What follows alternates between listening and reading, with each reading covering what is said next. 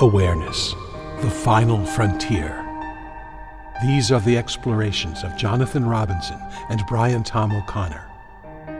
Their continuing mission, to discover fresh new paths to the mystery within, to seek out new joys and new methods of awakening, to boldly go into the heart of expanded consciousness. This is Awareness Explorers.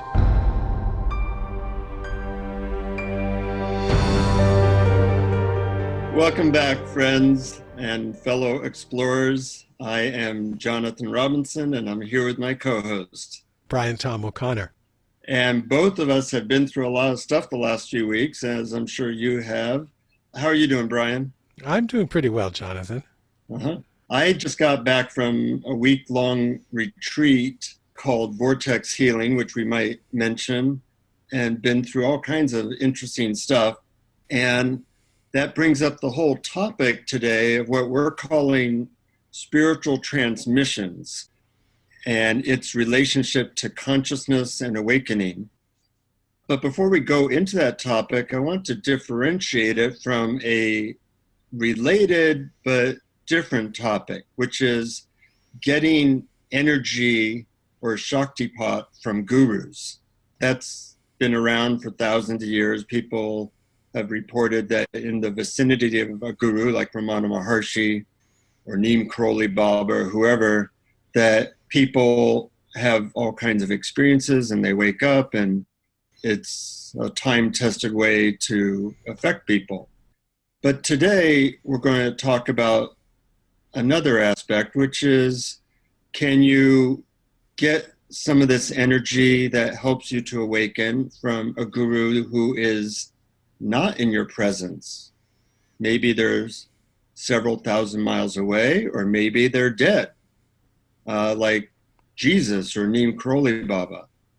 And it's an area that most people have very strong feelings about, usually for or against. And today we're going to look at this whole phenomenon of spiritual transmissions and try and look at impartially, like a true explorer would, without our preconceived notions, of which of course we have, but see what we can learn new as to what might be useful for our own or other people's awakening. But I want to start, Brian, with what your initial thoughts are on this subject, and we can take it from there.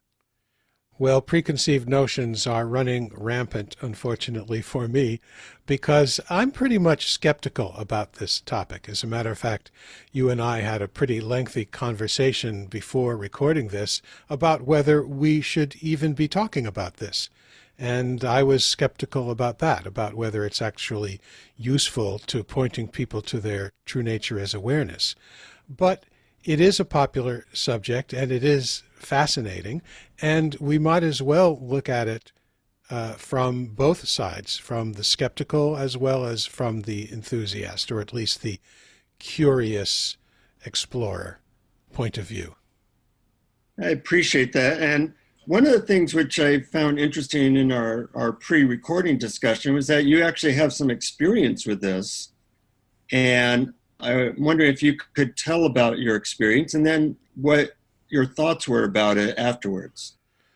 Okay, well, the only experience I really had was of something called Diksha, which is also called the Oneness Blessing.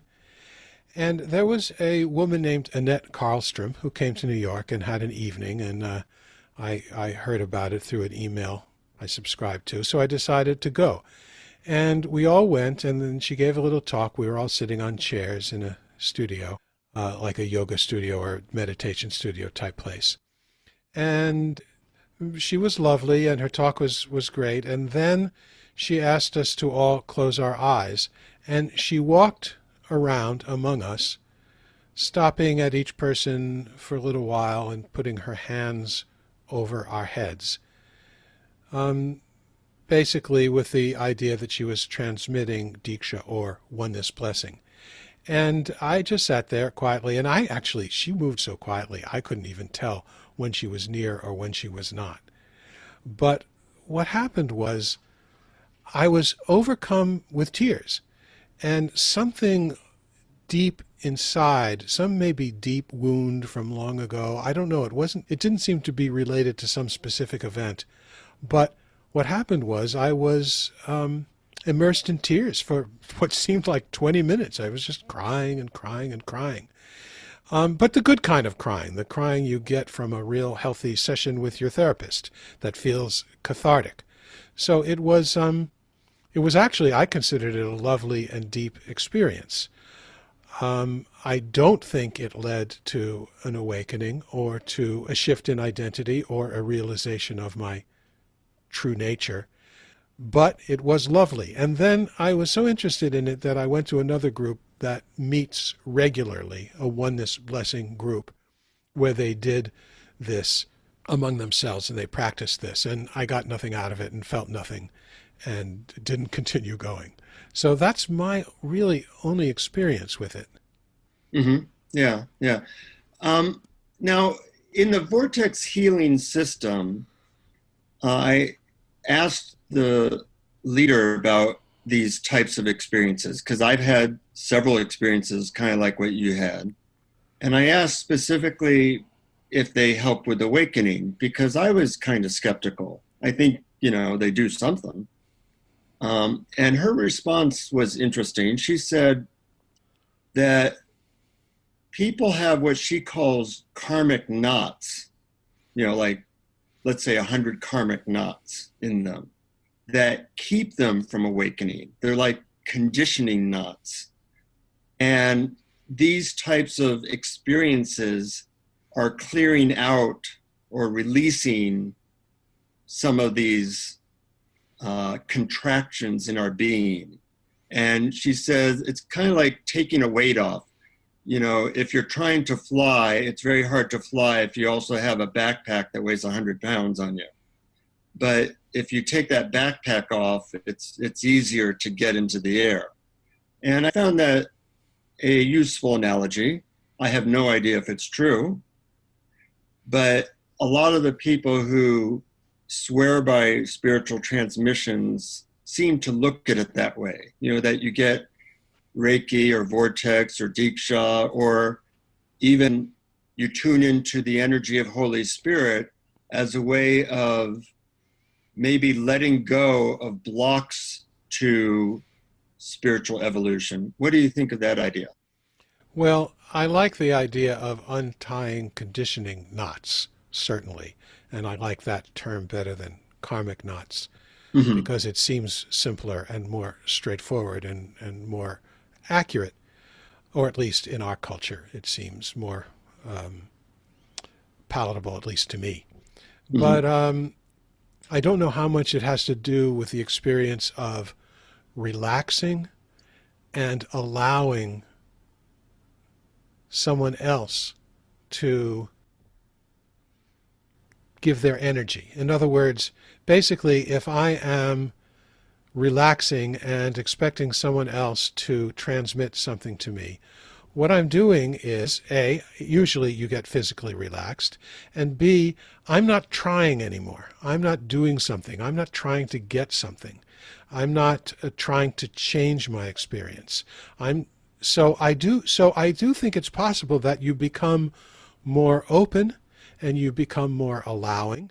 And it's my guess, and I may be wrong, that it's that actual experience of allowing relaxation and being more open that creates the experience as opposed to a transmission from one outer entity to another.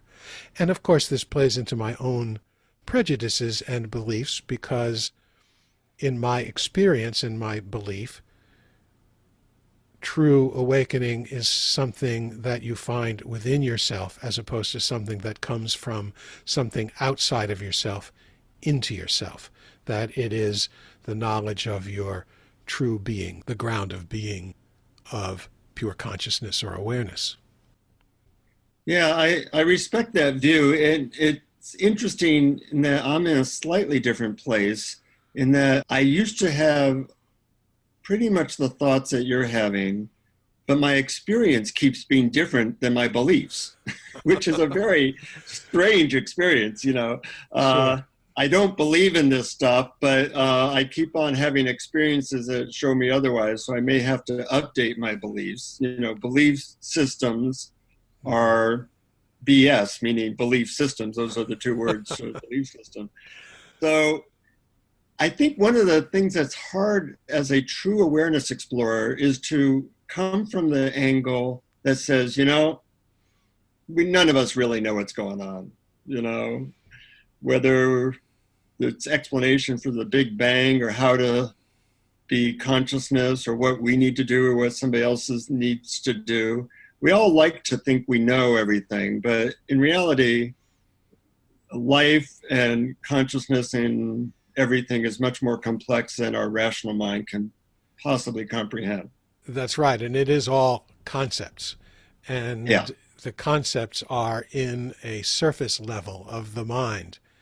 And it's when you dive below that surface level and let go of the concepts that real spiritual experience, or even just simply happiness experience, if you want to even leave the spiritual side out of it. It's just when you drop that all those concepts, that's when I think you are open to true experience. yeah. I found your idea fascinating that it may be that there's actually nothing to the transmission in of itself, but the setup to it might be creating the effect. Like, you know, you're relaxing, you're allowing, you're letting go in a certain way. And that we both think is a prerequisite for opening up to awakening. Yes. So I think we both agree that. So let me tell you why I think there's actually something to the transmission aspect, Okay. although I don't know, but this is the reason I think this. And I just want Um, to just, sorry, and mhm. I just want to reiterate what you said before to make it clear to our audience that we're not talking about transmission from a live and present guru right now. We're talking about a different kind of transmission, a transmission from someone who's actually not present, from some being or entity not present. Is that correct? That's correct. Okay. So that can be a live guru thousands of miles away, or it could be a dead guru or avatar like Jesus or Neem Karoli Baba or whoever you put into that category. Okay. One reason why I think there's something there is that I was brought up Jewish, and later in my life started to experience what could be called the energy of Christ or Holy Spirit, which obviously billions of people have said that they experience that. And prior, my belief was that that was not really a real thing. But then I started to have that experience. So when I actually had the experience, I said, you know, this isn't just me relaxing. This is like an energy landing on me with the subtlety of a Mack truck hitting me. And I could say, yeah, that energy is coming from me because, you know, it's all one, but it felt like something landing on me. And when I've talked to other people, whether they be Christians or devotees of some avatar, they say similar things. So that has made me think there's something going on here. And it was really just my belief system that kept me from experiencing it. So, what do you think about that? Well, I don't really know. I don't have experience of that. I'm a skeptic of practically all things religious, even though I think that the mystical core of all religions is true. Mm-hmm. And that is that what we might experience as the divine is within us. Mm-hmm. So perhaps there are more things in heaven and earth Horatio than are dreamt of in my imagination. So maybe I need to be a little more open-minded and hear more about these things. And it goes both ways because all the people who believe in these transmissions of various kinds, they are equally convinced to the point of sometimes going to war with people that this is how it is, and don't screw with my belief systems. And that's what all religious wars are about. And it's really hard to have an open mind, a scientific mind about these things, and to start from the basis of that we just don't know for sure what's going on. And I think that's very healthy and very hard to do. Right. And one of the things we don't know is whether these experiences actually lead to greater happiness, which was what I got into this in the first place for. It actually wasn't because I wanted enlightenment. I just wanted to be happier. And then, as we mentioned in our last episode, I discovered that certain awareness practices actually did lead to happiness. So what I don't know about these transmission phenomena is whether they are simply experiences that one has that are very intense and possibly very emotional, but transitory. They're there and then they go away. And do they lead to any kind of sense of permanent happiness or even moment-to-moment happiness other than the fun of the experience? Because, for instance, I get what you just when you describe the feeling sort of, descending upon you, I've gotten in while watching Broadway musicals, Uh-huh. and they were absolutely wonderful, and my heart soared, and I felt a thrill, and I felt like something magical was happening. But it's still a transitory experience, and it's fun, and it's something outside of me, and it didn't really lead to awakening to my true nature. So do you think that these might do that? Yeah, it's a great question. And I actually have been reading up on that question, and it's a little bit of a rabbit hole to go down, but you can prove that people who are religious and say that they have some connection with an avatar, such as, Jesus or Neem Karoli Baba or whoever, they do report being happier than the normal population. They also, for what it's worth, live longer. But you can't say that that's a cause necessarily. You can just say that it's correlated. Jeffrey Martin, who's a Harvard-trained psychologist, has shown that people who are part of certain systems, such as vortex healing, report awakening experiences more and more as they do this, and they also report being happier. So you can find certain things, such as people's self-report, that shows that these things are making a difference in their lives. But, people can take placebos and report that they got better. So all it shows is that placebos work, and that believing in this stuff seems to have real effects, even if there's actually nothing happening.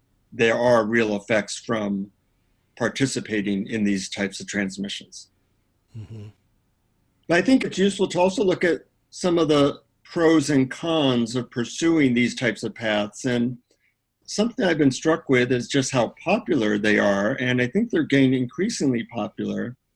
And what I see is that people are either on one side, yeah, they're the greatest thing since sliced bread, or they're on the other side, they're full of crap. And there's not that scientific, skeptical exploration where you're trying to learn more and see if it's right for you.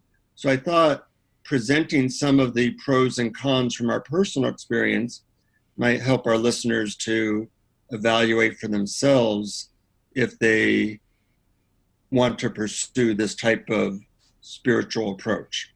I think it'd be great to go over the pros and cons, and it sounds like you sort of made a list of them in detail, so I'd be curious to hear the list.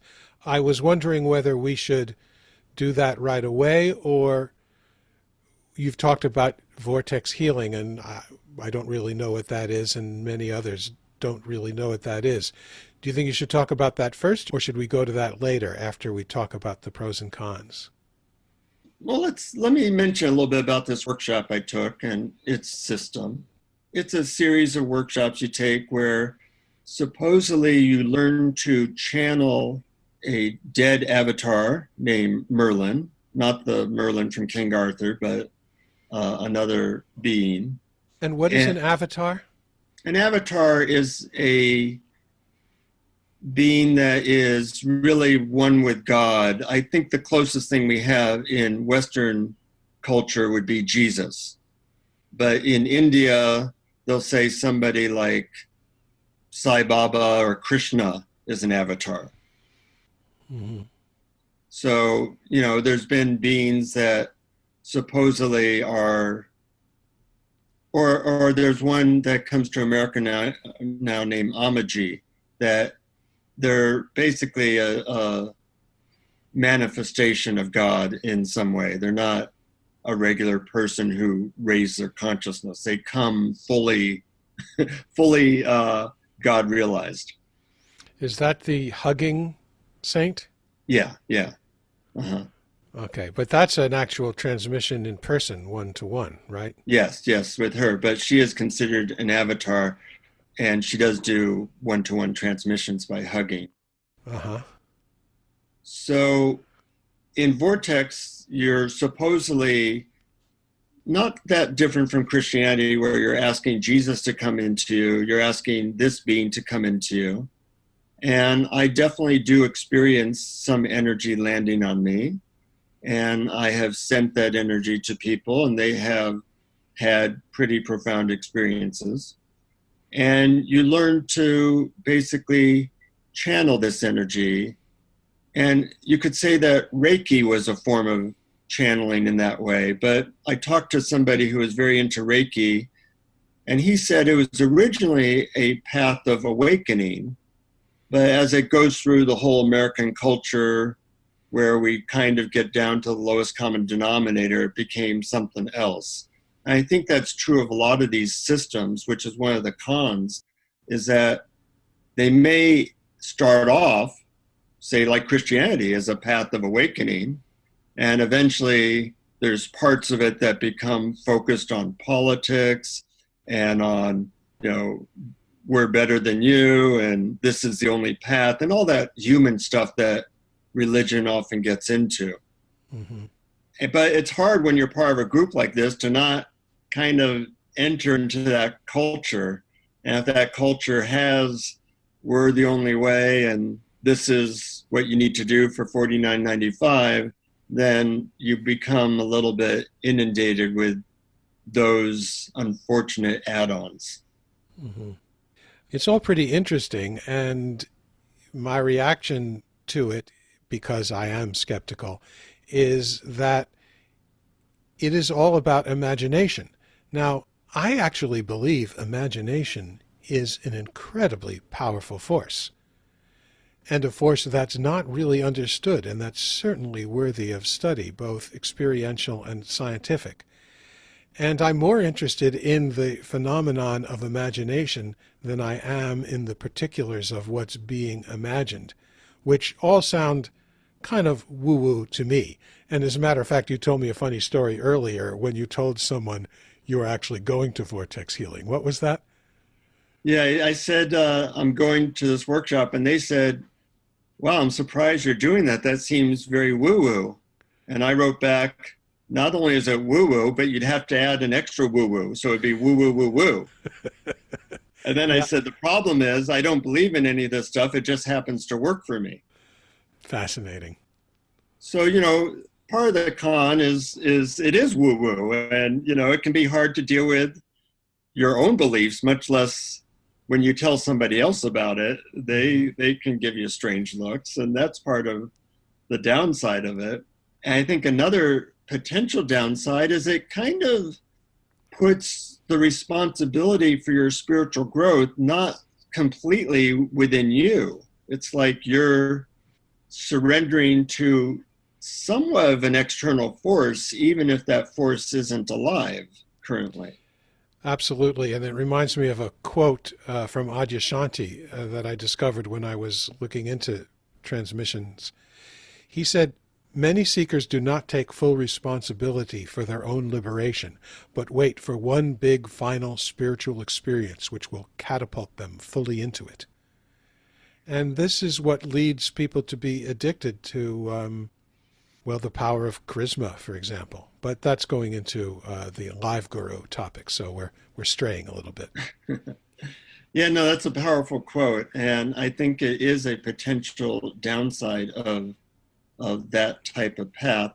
So we talked about some of the downside, but let me present a couple of the pros, a couple of the upsides. Something I've seen in people who pursue this path well is that they seem to be very humble, and there's an energy about them that feels very pure to me when they're doing it well, because they'll say, well, that's not me, that's Holy Spirit, or that's the energy behind Vortex, or something like that. And I really appreciate that, because humility is a really good sign of spiritual growth, in my opinion. And when you're meditating your way to enlightenment, it can be kind of like, yeah, I did it. And it can be easy to gain a lot of self-importance. So I like the path of surrender that this seems to take as an approach. Well, I like that too. I really like the sound of that, the people that you know who are involved in it being more humble, because that's something we could all use, especially me, when I talk about these kinds of things and start to get opinionated about them. Right, right. You know, another upside I've seen, and this might be my own distortion, but I like how it seems to be pretty effective for making something happen. Like I feel stuff right away. And, you know, somebody like me likes that type of feedback where I sense like, yeah, I really feel high now, and I didn't expect that. So maybe something's happening. I also like that it's pretty easy, because I'm a lazy slob, and, you know, if something's easy, that can be good.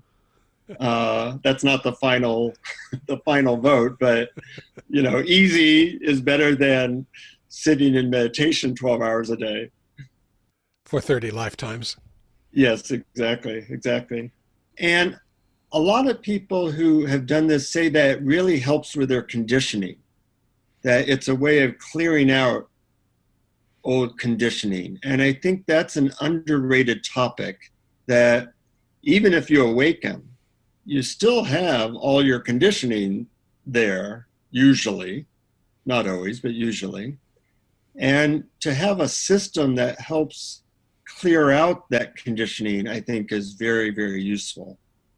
I would imagine it would be too, and I think that clearing out of conditioning certainly would be a great goal, although I think that one step towards clearing out of the conditioning is noticing it and allowing it to be there, and then letting it move through, as opposed to going to war against it and trying to get rid of it, which this doesn't sound like that's what it's doing. But how does it get rid of conditioning? Do you have any sense of how it might do that? Well, when people ask the how question, I usually resort to my tried and true answer, which is it does it through PFM. And if people don't remember what that stands for, it stands for pure friggin' magic. So that's the scientific explanation of how it does that. But if I was to try to give you some answer above that, in the vortex healing classes, they do have explanation as to how it does that. And it really comes back to these karmic contractions that they say the energy helps to loosen and release. And, you know, I don't know if that's true or not, but at least it's an explanation. Well, I'm all for releasing of contraction. So if it actually does that and it's actually effective in doing that, then that might be something that I might maybe put my skepticism on hold temporarily to give it a try. Yeah. I had to decide this week whether to take any more vortex healing classes, and I did decide to do that based on my experience of the first class. So as I take them, I can report, do I think it's really helpful or not? And the best way I know of knowing if something's helpful for me is to ask my wife.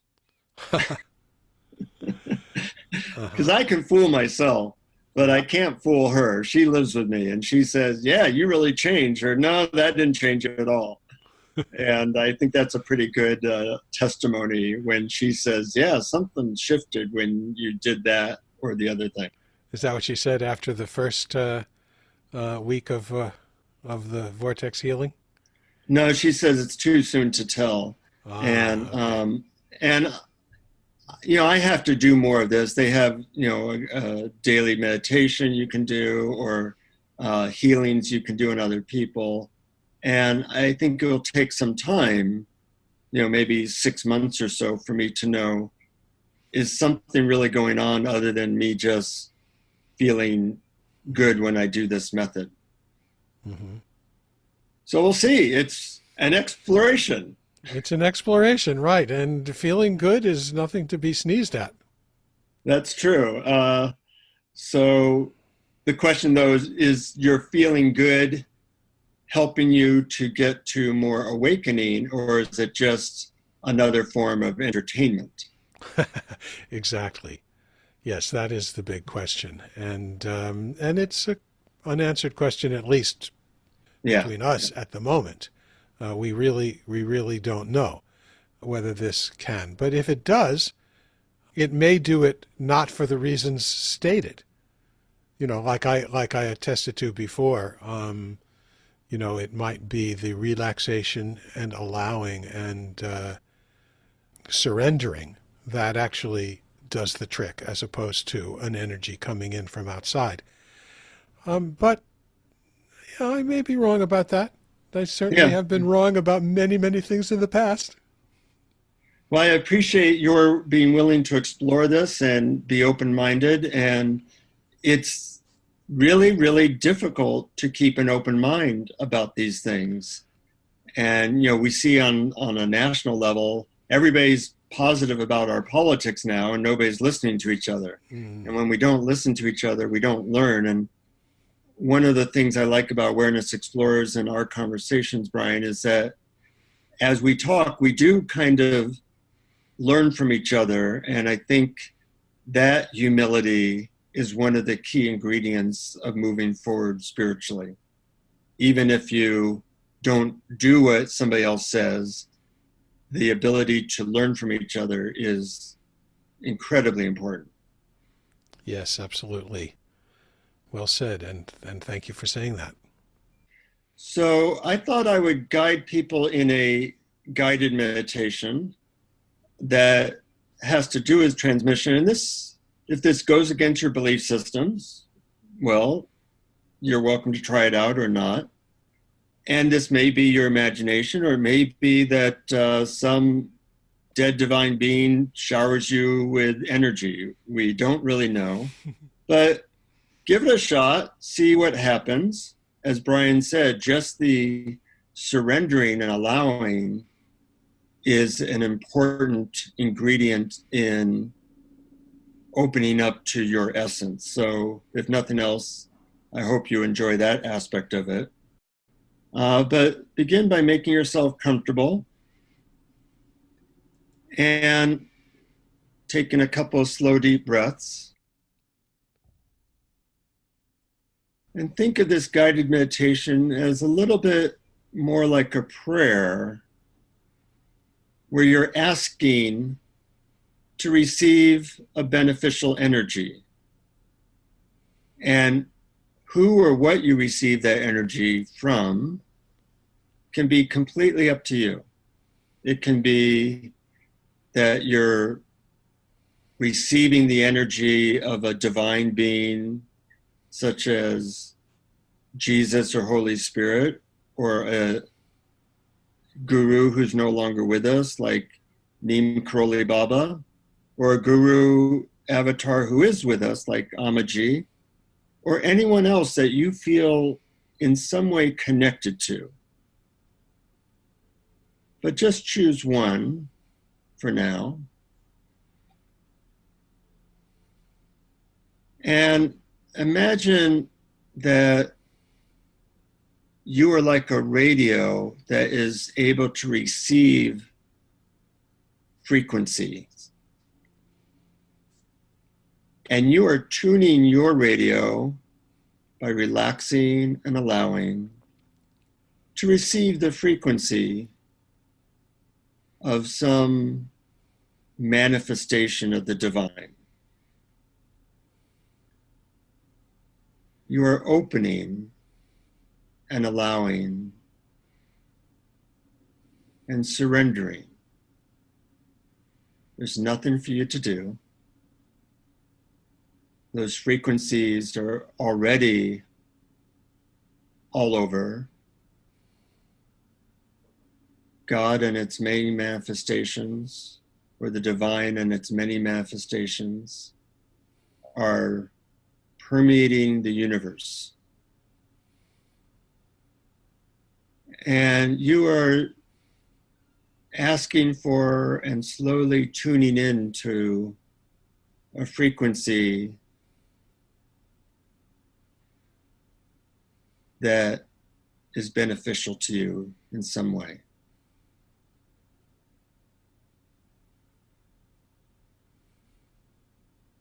And perhaps you tune into it through your heart by breathing it in, or through some other part of your body by just noticing what's kind of there, and like a radio, tuning and listening and feeling and acknowledging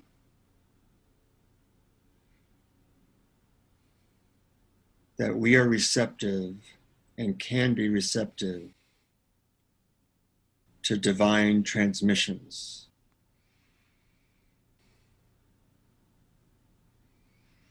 And as you let go and surrender to these transmissions, you feel a deeper part of yourself that perhaps was closed off before through your beliefs or some kind of contraction. But now you are opening up into.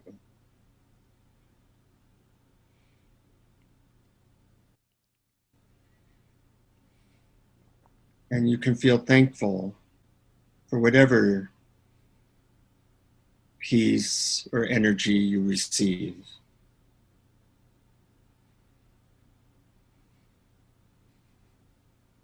And just allow yourself to melt more deeply into whatever is there for you.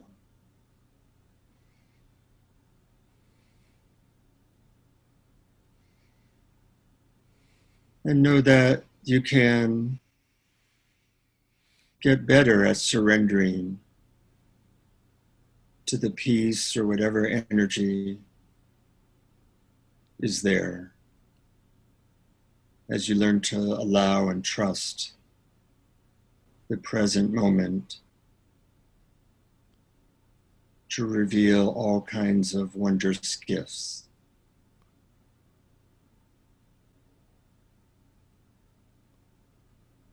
Take your time. In a few moments, slowly come back to feeling all of your body. Come back to slowly, very slowly, opening your eyes if they were closed. And notice how you feel. see if that was useful to you, and feel lucky that you get to celebrate another wondrous day of life. How was that for you, Brian? Well, I do feel more relaxed. I do feel more open. I do feel more surrendered. And there were moments when just the thought of receiving energy from the person who I imagined was very moving and sent kind of a shiver of, or a thrill through me, a kind of a delightful, warm feeling that, gee, maybe this energy from this beautiful former human being and present citizen of the universe is possible. Well, fantastic. Praise the Lord. I'm pushing my luck there a little bit. You're pushing your luck there. But you know, I will have to say that it is a little bit ironic. Someone like you or me calling something else woo-woo is a little like the proverbial pot and the kettle, because I'm sure that plenty of people who look at my ideas about awareness games and awareness practices might think that's pretty out there and woo-woo as well. It's just that, in my experience, it's not. It's true. Woo-woo is in the eye of the beholder. That's right. That should be one of our new catchphrases. Yes. I just want to mention a couple things. One is that feel free to subscribe. We sometimes give our subscribers additional things and blogs and such, and we'd like to keep you informed of that. We do have a donate button on our website, so if you feel called, it does cost money to put this together, and we're just trying to break even. So feel free to donate anything that you can on our website, awarenessexplorers.com. And it's been great exploring again with you, Brian. I really appreciate trudging into new territory.